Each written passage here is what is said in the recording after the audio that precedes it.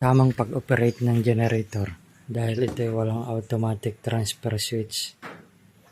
Ito ang dapat gawin. I-on ang susi, manual, start.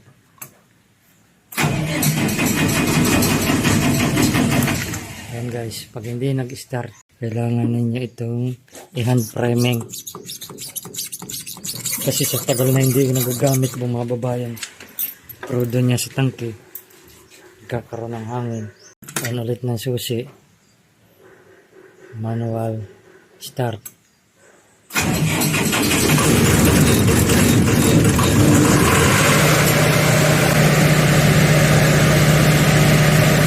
Para i-turn off, press 0.